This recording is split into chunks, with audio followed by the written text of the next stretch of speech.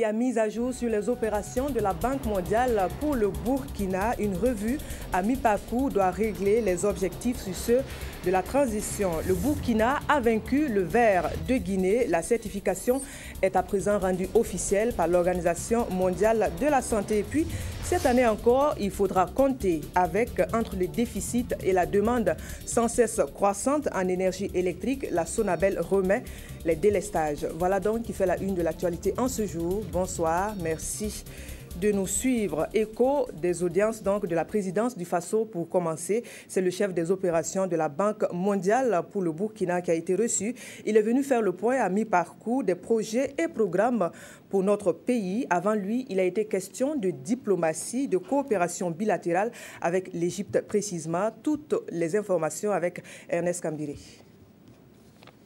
Une poignée de main qui ouvre ici au palais de Kossiam la voie après d'une quarantaine de minutes d'échange. Un temps mis à profit par le président du Faso, Michel Kafando, et Ousmane Diagana, chef des opérations de la Banque mondiale pour le Burkina, pour partager ensemble les résultats des différents projets et programmes financés par la Banque, objet du séjour du directeur des opérations de la Banque au Burkina.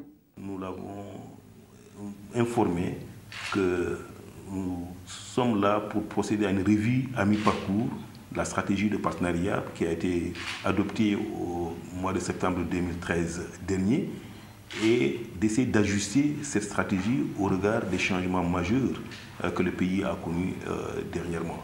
Et dans ce contexte, voir quel type d'instruments nouveaux et programmes nouveaux on peut financer au Burkina Faso pour l'aider à réussir non seulement la transition économique, mais également son objectif de lutter contre la pauvreté et de créer la richesse pour tout le pays.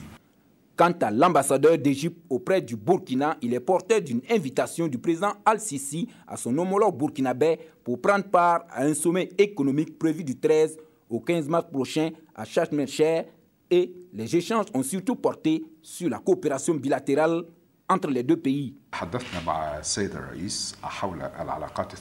Ils ont, avec son Excellence, Monsieur le Président du Faso, discuté sur les relations bilatérales qui existent donc entre les deux pays. Donc l'Égypte est prête donc à aider le Burkina dans cette transition. Le président du Faso a témoigné sa compassion au peuple égyptien après les événements sportifs récents qui ont coûté la vie à 19 personnes. En ce qui concerne la crise que traverse le Burkina, le président égyptien, par la voix de son diplomate, a souhaité que la transition se déroule sans heurts et que les prochaines élections se passent dans de meilleures conditions. Le point à mi-parcours des opérations de la Banque mondiale pour le Burkina était également l'objet des discussions à la primature de la diplomatie également avec l'ambassadeur de la République fédérale d'Allemagne au Burkina. Question de la baisse des prix du carburant avec les organisations syndicales qui maintiennent les grèves des 17 et 18 février prochains pour faute d'accord. Le point avec Amandine Lalsaga. Une délégation des organisations syndicales burkinabées chez le Premier ministre Yacouba Isaac Zida. À la tête de cette délégation, le ministre de la Fonction publique, du Travail et de la Sécurité sociale, Augustin Loada. Les échanges entre le chef du gouvernement et les responsables syndicaux ont porté sur deux points: la baisse du prix du carburant et la grève des 17 et 18 février prochains.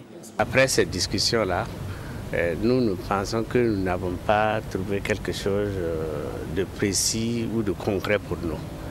On a eu des échanges, certes, mais nous pensons que nous ne sommes pas satisfaits. Surtout, le plan phare, c'était la diminution de 150 francs du carburant. Il n'a pas s'est prononcé, mais nous ne sommes pas satisfaits de son truc. Donc, nous allons certainement faire un communiqué au travail pour dire que la grève de 17 et 18 sont maintenues.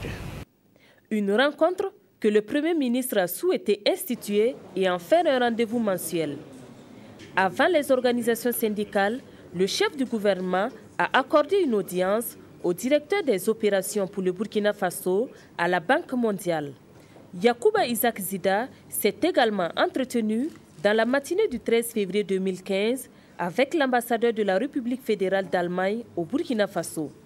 on a alloué pour cette année, l'année 2015, le montant de 45 milliards de francs CFA pour notre coopération et on veut voir le bon résultat de la transition. Et bon, on a exprimé aussi notre intérêt de voir tous les éléments de la société à collaborer dans un esprit de bonne entente.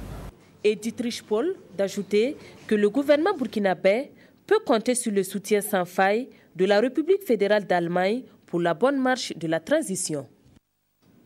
Cette année encore, ils seront de notre quotidien, tout au moins durant la période de forte chaleur.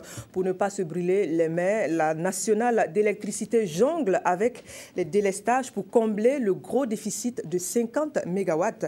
À cela, il faut ajouter la demande sans cesse croissante en énergie électrique. Le point avec Adama Koulibaly. Le cycle de délestage de la Sonabel déjà en vigueur, c'est le constat fait par les populations de Ouagadougou. Et à cette conférence de presse, les responsables nationaux de l'électricité ont apporté des précisions par rapport à cette situation due à un certain nombre de facteurs. Relativement à la demande, il convient de noter que l'alimentation électrique du réseau national interconnecté se caractérise en 2015 par les éléments suivants. L'accroissement naturel de la demande d'électricité évalué cette année à 12%. L'arrivée de nouveaux gros clients avec des besoins de consommation d'électricité particulièrement élevés. Il s'agit essentiellement des nouvelles cimenteries, il y en a 3. Cette situation se caractérise par l'ensemble des besoins estimés à 250 MW. Malgré le renforcement des moyens de production par l'installation de 4 nouveaux groupes électrogènes d'une puissance de 40 MW à Bobo, qui seront fonctionnels courant mars 2015 en sus des importations de la Côte d'Ivoire, la Sonabel prévoit un déficit de 50 MW aux heures de pointe, d'où la prise d'un certain nombre de mesures. Sensibiliser la clientèle et les usagers de l'électricité à l'économie d'énergie grâce à l'adoption de comportements de consommation citoyenne. Négocier avec le secteur électrique ivoirien l'achat d'une puissance supplémentaire. Entreprendre des démarches en direction de certains gros clients disposant de leurs propres moyens de production pour les inciter à se déconnecter du réseau aux heures de pointe. Un premier programme de délestage en cours couvre la période du 9 au 22 février 2015 et sera actualisé au fur et à mesure. Les tranches de délestage vont de 8h à 13h, 13h à 18h, 18h à 24h et concernent les villes de Ouaga et Bobo. À court et moyen terme, la Sonabel envisage la construction de 3 centrales thermiques d'une puissance totale cumulée de 460 MW, dont une en partenariat public-privé, ainsi que des interconnexions avec le Ghana et le Nigeria. Mais pour l'instant, elle connaît un déficit budgétaire cumulé de 51 milliards de francs CFA sur 5 ans.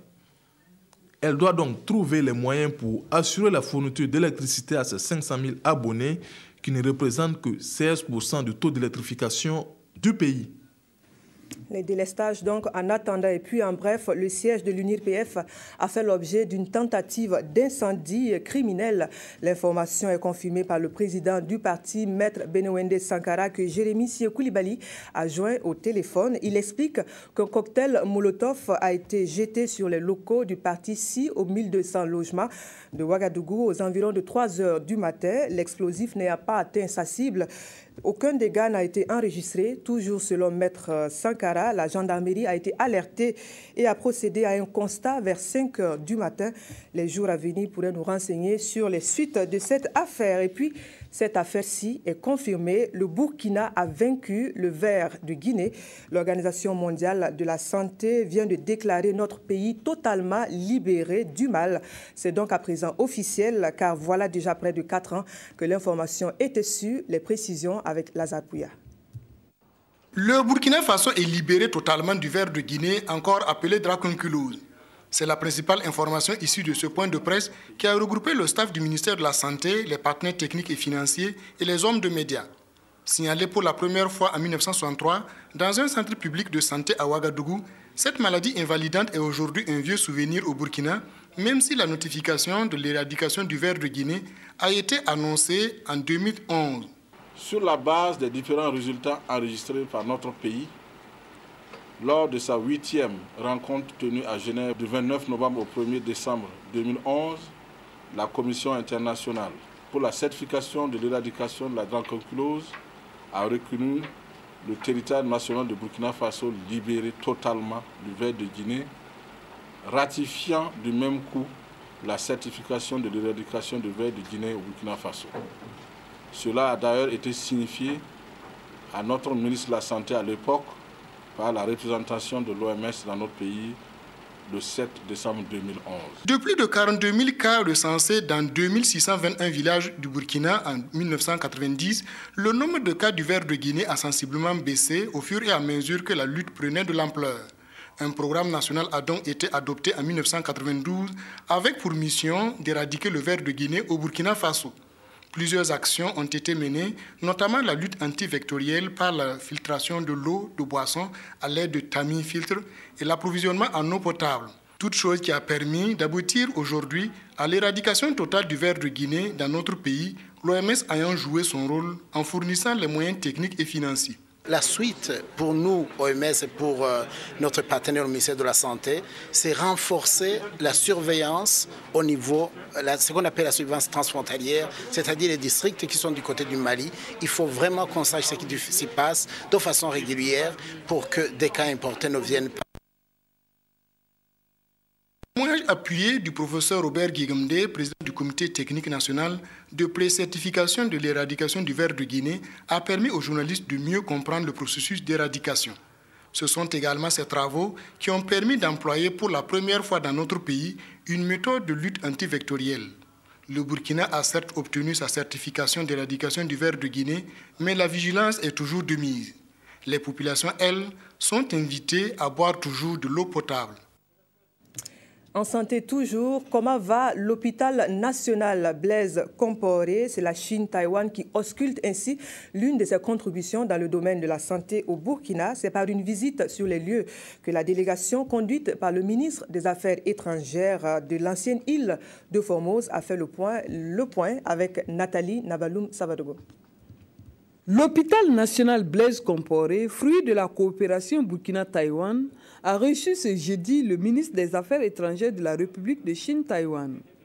Le diplomate taïwanais qui effectue son premier séjour au Burkina Faso a tenu à visiter l'œuvre. Je suis très content de voir tous les succès, tous les résultats. Je pense que les résultats sont très bien. Très formidable. Une visite qui, pour le premier responsable du centre, marque tout l'intérêt que porte le gouvernement taïwanais à l'établissement. Il en a profité pour poser quelques doléances. Nous avons une unité de dialyse qui est construite, mais qui malheureusement ne fonctionne pas encore. Nous avons souhaité l'accompagnement du gouvernement taïwanais pour l'ouverture de cette unité. Et comme de plus en plus au Burkina, nous avons des cas de cancer avérés, qui sont souvent opérés, mais il manque un aspect, c'est la radiothérapie. Et nous avons souhaité, si le gouvernement taïwanais pouvait nous accompagner pour la construction et l'équipement du centre de radiothérapie. Des doléances qui seront examinées dès son retour au pays, dira le diplomate. L'hôpital national Blaise Compaoré bénéficie aujourd'hui de l'appui technique des experts de l'hôpital chrétien de Pouli en Chine-Taïwan dans la mise en œuvre du système informatique et de son entretien. Autre point de l'actualité, le ministre des Enseignements secondaires et supérieurs poursuit le tour de son périmètre. Après les enseignants, les étudiants sont reçus, échangent sur ces questions clés, telles les programmes d'enseignement, les infrastructures, la santé. Pour cette première rencontre, le langage s'est voulu celui de la vérité. Témoignage Moumouni Soubega. C'est le tout premier face-à-face entre le ministre des Enseignements secondaires et supérieurs et les structures syndicales estudiantines. Une rencontre de prise de contact selon le professeur Filiga Michel Savadogo et qui a permis aussi aux étudiants de soumettre leurs doléances. La question de l'université de Ouaga 2 qui est toujours en phase primitive, qui n'a jamais eu le jour. Et nous demandons à ce que cela fasse dans le bref délai. Il faut que la restauration soit de qualité, de quantité et l'hygiène dans les restaurants universitaires. Nous avons évoqué aussi la question des cités universitaires. Nous exigeons la suspension du système LMD jusqu'à réunir les conditions nécessaires de son application.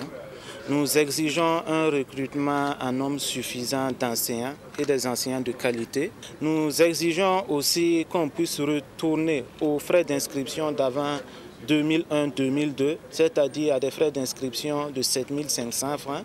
Le ministre des Enseignements secondaires et supérieurs dit être conscient de ces difficultés.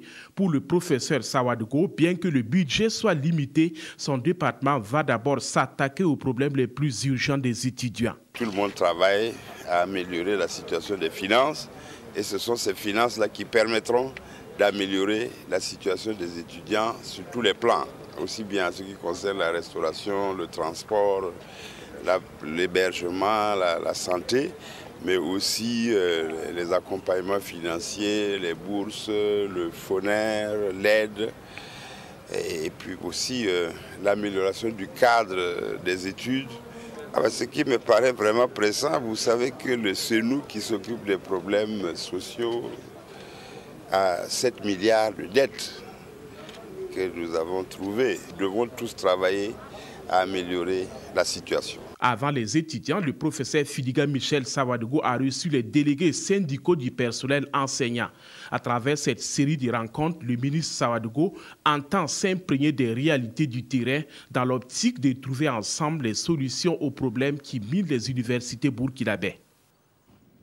L'insécurité sur les sites miniers va grandissant. L'alerte est de l'organisme mis sur pied. À cet effet, l'Office national de sécurisation des sites miniers prévient et protège les personnes et biens autour du secteur. Face à la menace de l'insécurité, l'Office opte pour la formation de ses membres. Ousmane Drabo et Zalissa Sanfo pour les précisions. L'insécurité devient de plus en plus grandissante sur les sites miniers au Burkina Faso. C'est au regard de ce constat que l'Office national de la sécurisation des sites miniers, ONASIM, entretient ses partenaires sur la nécessité de prendre des résolutions visant à combattre le phénomène. À cet effet, les concertations entre l'ONASIM et l'administration publique s'avèrent impérieuses. Sur les sites, on note beaucoup de méfaits, entre autres la promiscuité dans laquelle évoluent les acteurs sur le terrain, peut être source d'épidémies, de maladies diverses. Il y a parfois une utilisation anarchique de produits prohibés. Face aux résultats engrangés par le pays dans le secteur des mines, les partenaires se disent prêts à accompagner l'initiative. La France est impliquée aussi dans une initiative mondiale qui est celle de la transparence des énergies extractives. Donc on a commencé par soutenir cette initiative et le Burkina Faso a très bien répondu puisqu'en 2013 il a été reconnu, ses propositions ont été reconnues au niveau international. Et au-delà de ça, on essaye d'aller un petit peu plus loin maintenant et d'appuyer le gouvernement, l'État dans l'organisation du secteur. Et bien évidemment, l'ONASIM s'est révélé un acteur central pour la sécurité, pour la concertation entre les différentes administrations. Un rappel, l'ONASIM est une institution étatique créée en décembre 2013. Il comprend les forces de défense et de sécurité et sa mission principale est d'assurer la protection des biens et des personnes sur les sites miniers. Faire du bénéfice tout en tenant compte des aspects de protection et restauration de l'environnement. Le département ministériel en charge de l'environnement réunit des entreprises des hauts bassins et des cascades autour du sujet. Le but, encourager la construction d'entreprises dites citoyennes. Le témoignage de Kadou Romenki. Cette rencontre de Bobo Dioulasso met l'accent sur la responsabilité sociale des entreprises.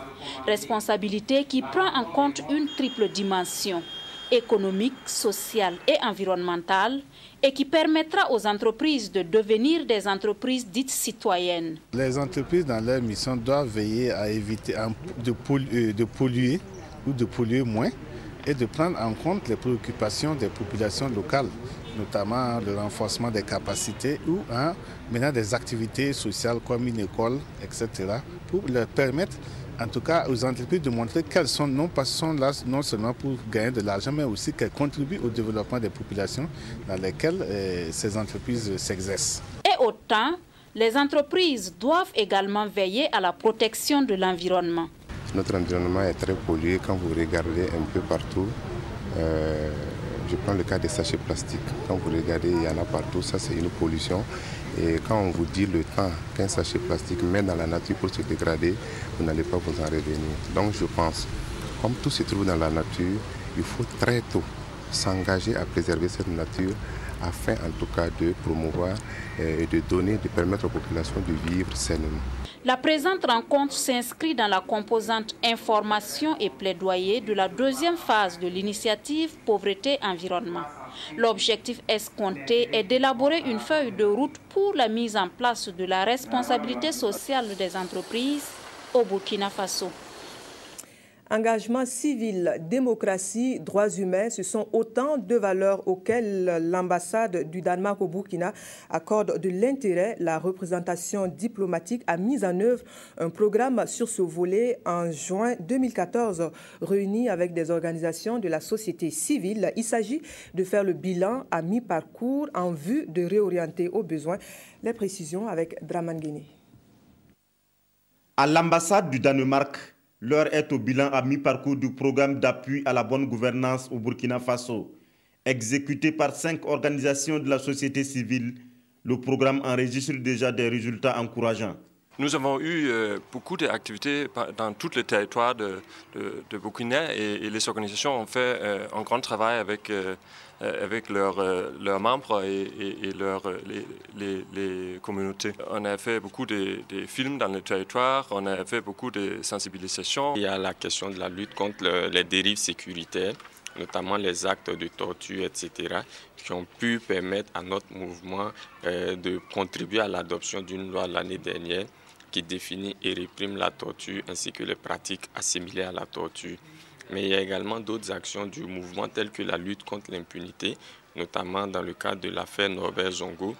La suite des activités du programme prévu jusqu'en 2016 va connaître des réaménagements eu égard au contexte politique national. Il est prévu que les organisations, dans leur plan d'action 2015, prennent en compte le contexte actuel de la transition pour faire un travail qui va concerner l'observation des élections, entre autres, mais également leurs activités traditionnelles. Le programme d'appui à la bonne gouvernance de l'ambassade du Danemark vise essentiellement la promotion des droits humains, de la démocratie et de l'engagement civil. Il est piloté par l'ONG Diaconia et exécuté par le mouvement burkinabé des droits de l'homme et du peuple MBDHP, le Centre pour la gouvernance démocratique, le Centre national de presse Norbert Zongo, l'Association des femmes juristes du Burkina Faso et l'association Simfilm. Et puis, il y a une prise dans les filets du commissariat de police de Nongre-Massam à Ouagadougou, un réseau de 12 malfrats, braquage et vol à main armée. Voilà pour la spécialité du réseau dont le cerveau, un ancien évadé de prison, est toujours en cavale. Les précisions avec Maïmouna Guira. Bien connu des services pénitentiaires où il a passé 3 mois, Amédée Zongo, ancien acolyte de Bala le pétrolier avec qui il s'est évadé en octobre dernier, fait encore parler de lui.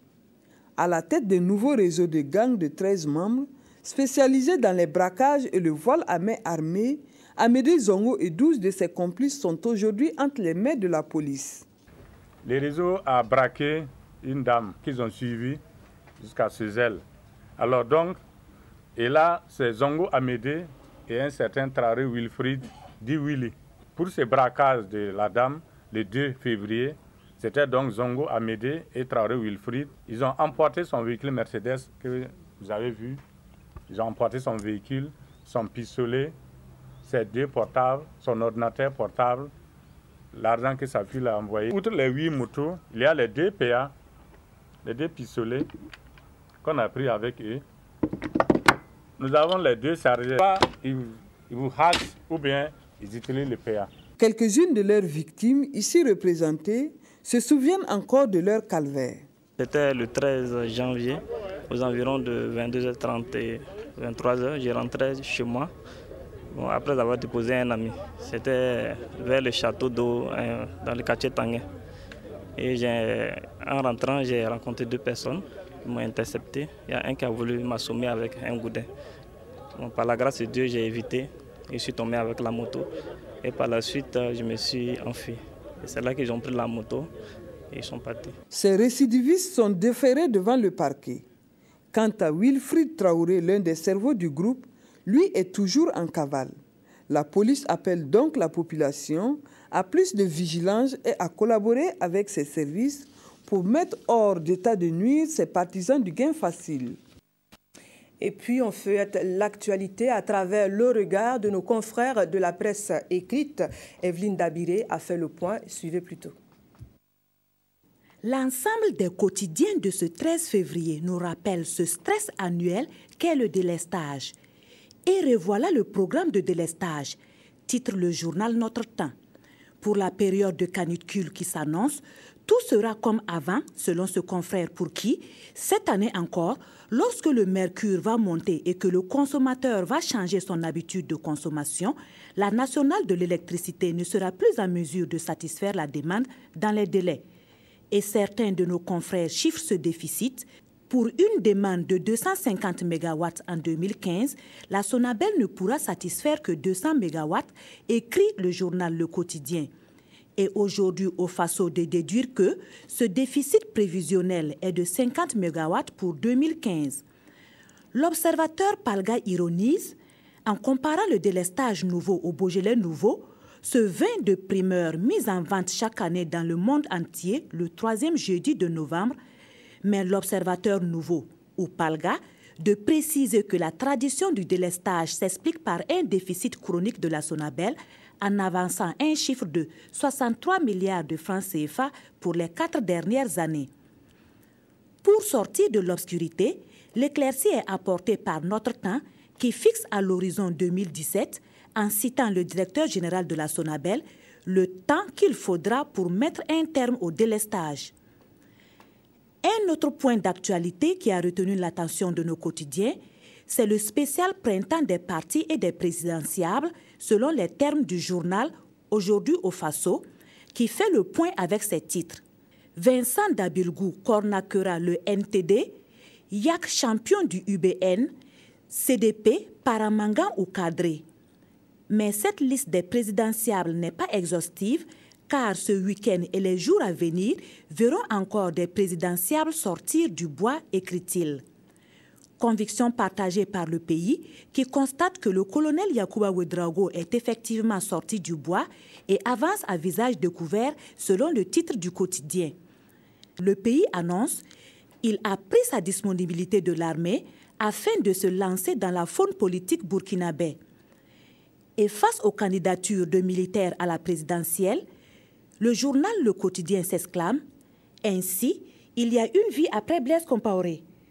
Pour la rédaction du journal qui dit observer une inflation de candidatures chez les hommes en tenue, même ceux qui, il y a peu encore, criaient sur tous les toits que leur champion était irremplaçable et que son départ entraînerait la disparition du Burkina, sont donc aujourd'hui dans les starting blocks pour la présidentielle, poursuit Le Quotidien qui finit par s'interroger. Est-ce pour avoir joui intensément des privilèges du pouvoir qu'ils ne veulent pas quitter la sphère politique? Mais pour faciliter la bonne organisation des futures élections, des mesures pour une participation massive sont prises. Titre Sidoya, qui précise qu'un décret a été adopté en Conseil des ministres en sa séance du 11 février portant révision exceptionnelle des listes électorales et a décidé du même coup de l'établissement massif et gratuit d'actes de naissance, de délivrance de cartes nationales d'identité. Outre cette actualité, Notre Temps rend hommage à notre confrère Mohamed Sokader Touré de Ouara FM, disparu dans l'après-midi du 12 février. L'animateur vedette de Affairage, Matin Bonheur et Code 612 ne répondra plus à ses auditeurs. Repose en paix, confrères, et puis merci Evelyne pour le résumé à voir donc dans les différents quotidiens. C'est la fin de ce journal. Merci de l'avoir suivi. Nous vous retrouvons demain. Bonsoir.